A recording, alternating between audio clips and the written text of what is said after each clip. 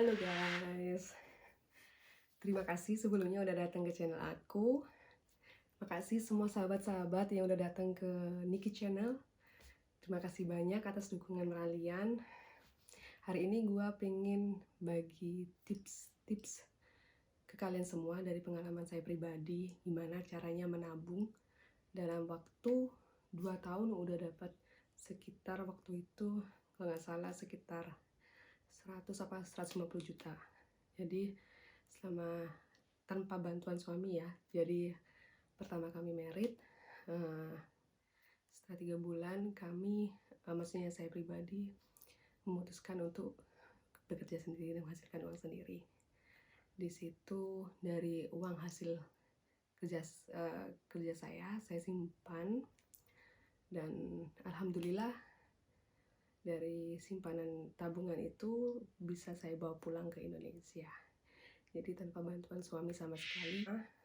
Jadi kalau kalian dapat gaji, yang pertama kalian harus punya minimal, kalau aku pribadi sama suami kita punya 3 tabungan.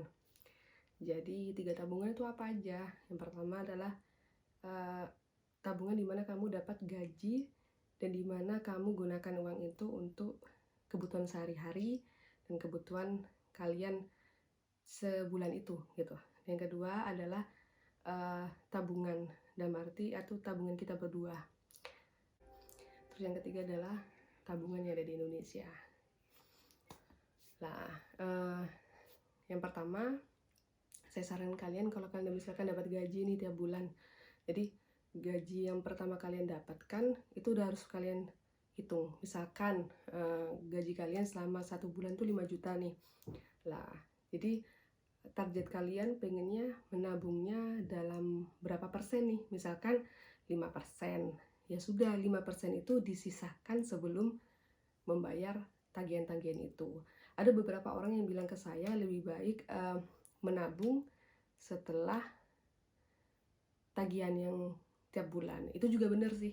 Lah baru sisanya yang udah saya targetkan adalah misalkan 20% nih atau 30%. Jadi 30% ini uangnya nggak boleh diotak-atik.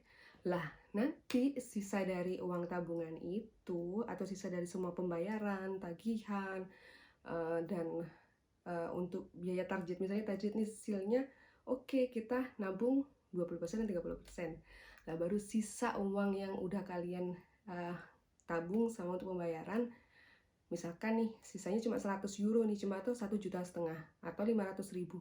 Lah uang yang sisa 500.000 itulah yang nanti saya gunakan untuk kebutuhan seperti makan atau jajan gitu di kampus atau di tempat kerja gitu. Sekitar 3 jutaan deh uang untuk bensin mobil kami ya. Itu belum termasuk asuransi mobil dan sebagainya.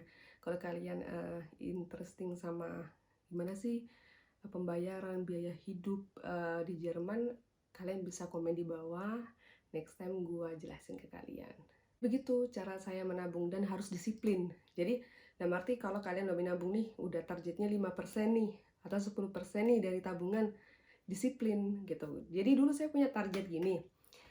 Jadi tahun pertama di Jerman tuh sebenarnya saya pengen pulang, tapi karena pekerjaan dan waktu itu saya masih les bahasa Jerman, tidak bisa ditinggal gitu.